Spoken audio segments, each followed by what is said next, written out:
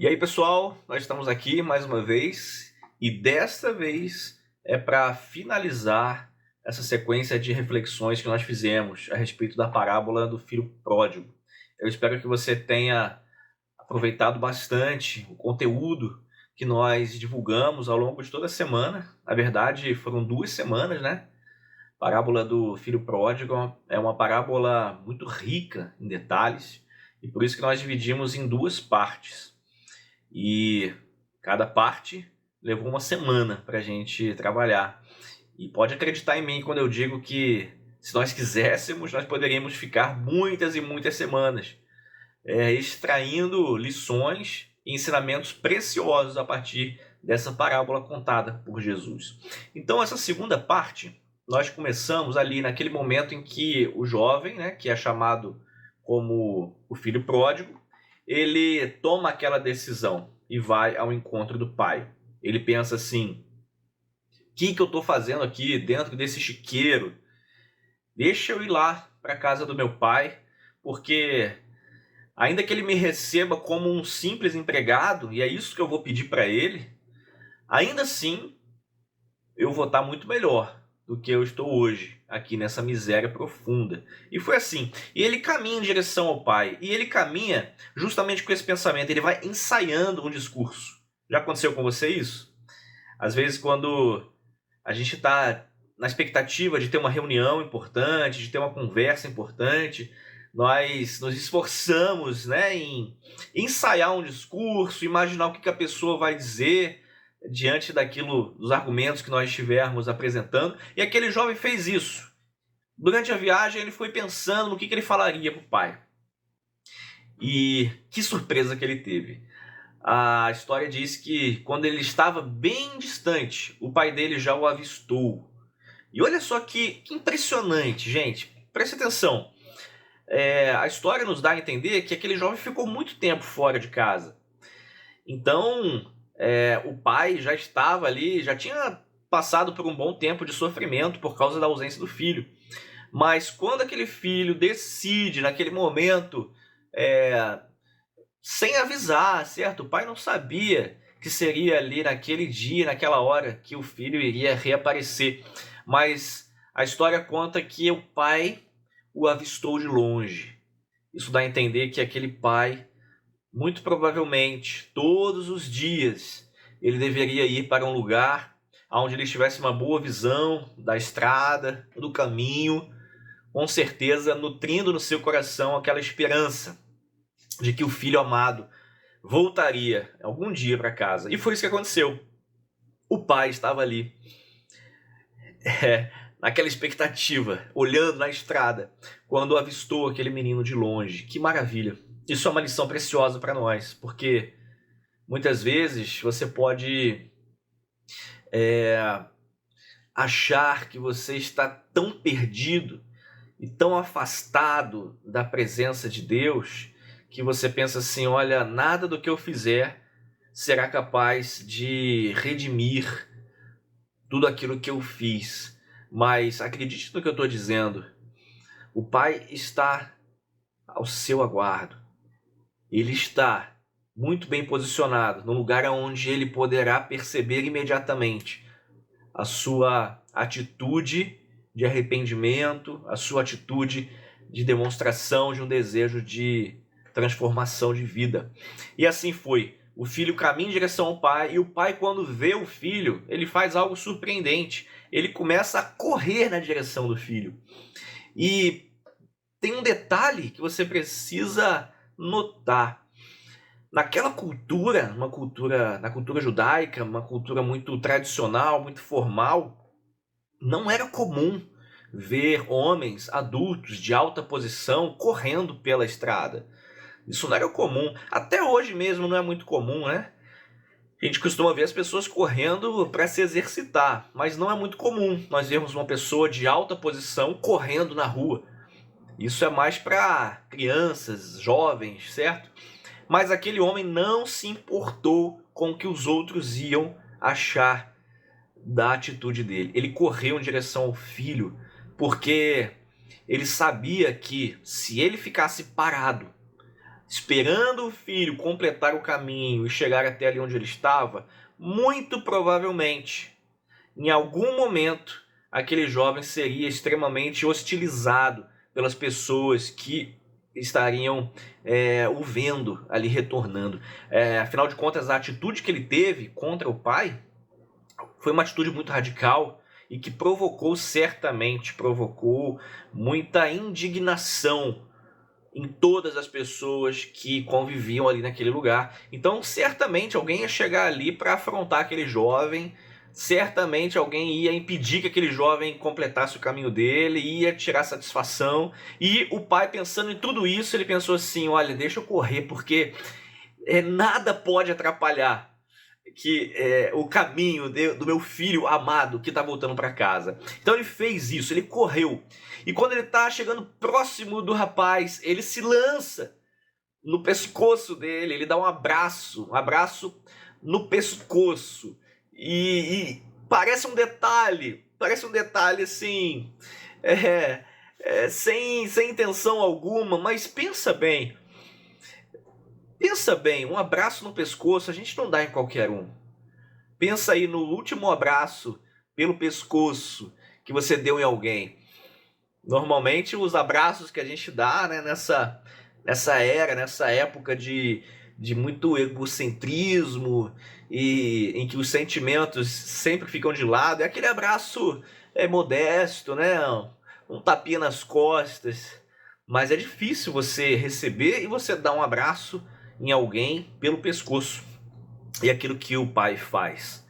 Nessa demonstração ele está dizendo assim: olha, o pai está aqui, fica tranquilo, você chegou aonde você precisava chegar.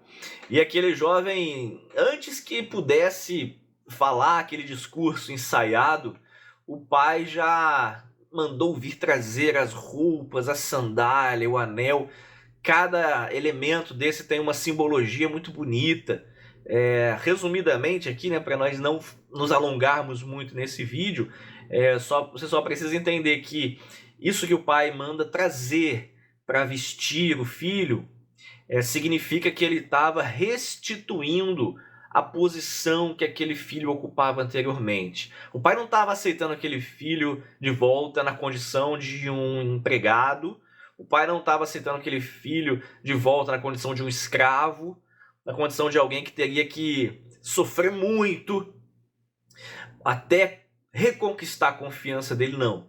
Aquele pai estava falando assim: olha, diante da sua atitude de arrependimento, você continuará sendo o meu filho. E assim ele faz, e manda matar o bezerro, faz um churrasco maravilhoso, aquela festa maravilhosa. Ou seja, aquele filho que havia abandonado a casa do pai, agora ele está readmitido na casa do seu pai, que fez que demonstrou de forma assim tão maravilhosa o amor que ele tinha pelo seu filho. Então, nesse ponto, o que a gente precisa aprender? Que por mais que nós tenhamos em algum momento tomado atitudes erradas, sempre há tempo para tomar uma decisão e consertar aquilo que precisa ser consertado. Às vezes a gente imagina que a reação da pessoa será ruim, né? Às vezes a gente pensa assim: não adianta eu falar com ele ou com ela, porque ele não vai aceitar, ela não vai aceitar, as coisas não vão ficar bem. Mas escuta o que eu vou te dizer agora. Deixa que a própria pessoa fale por si própria, certo? Tome a sua decisão, faça o que é certo, independente do que você fez no passado. Se agora existe no seu coração um sentimento de arrependimento, um desejo de mudança, faça o que tem que ser feito. E certamente as portas irão se abrir. E por fim, é importante nós fazermos uma menção ao filho mais velho. Você percebeu que esse filho que abandonou a casa era o filho mais jovem. Só que havia um filho mais velho. E esse filho mais velho, quando vê que está acontecendo uma festa ali na casa do pai. Ele ouve as músicas, ouve os risos, ele sente a alegria ali tomando conta da casa. Ele procura saber o que está acontecendo e é informado de que o seu irmão retornou para casa. E ele não gosta nada disso. Ele não gostou dessa história.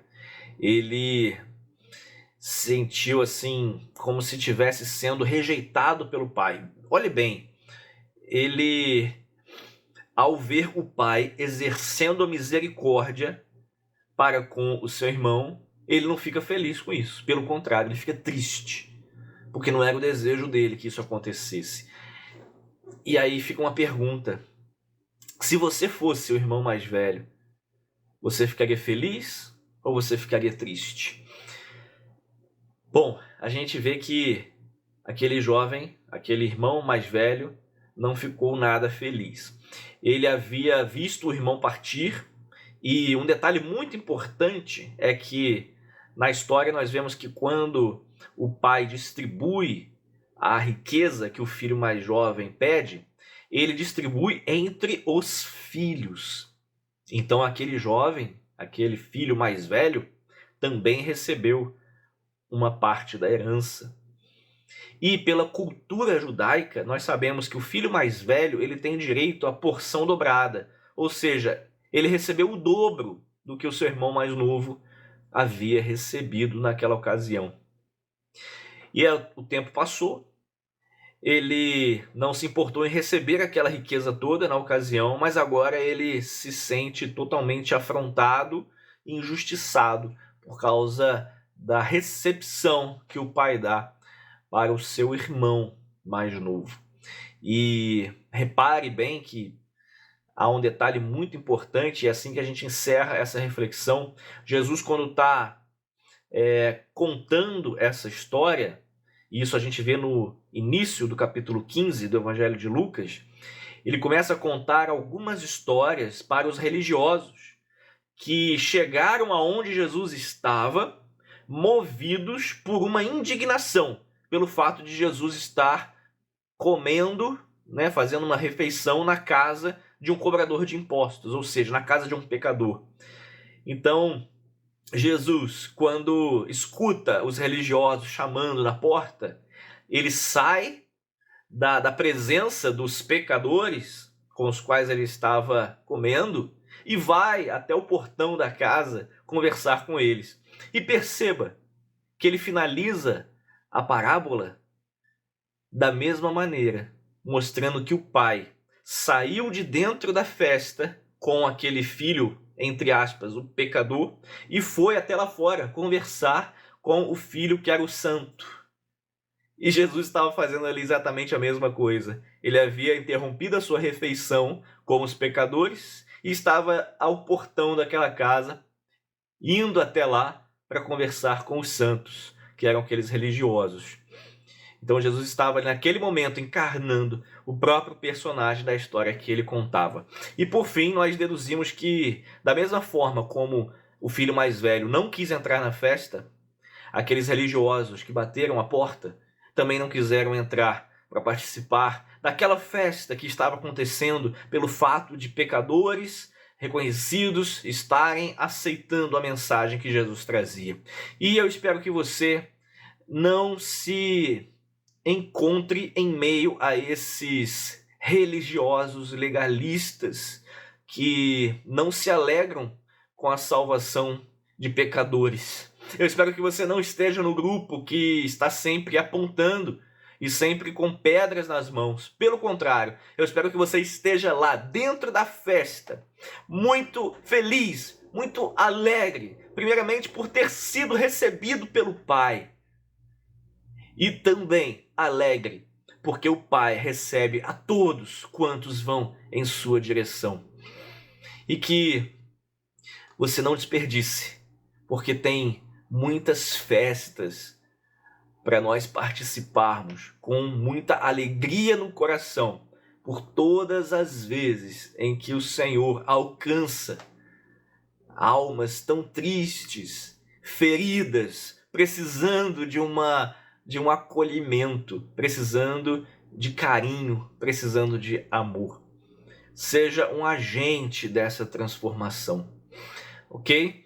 Então, eu espero que você reflita bastante a respeito de tudo que a gente falou nessa semana e fica com a gente, porque na próxima semana teremos mais conteúdo e eu peço que você esteja deixando aqui o seu joinha, esteja compartilhando e aproveitando bastante esse conteúdo que a gente produz com tanto carinho. Fiquem com Deus e até a próxima. Tchau, tchau.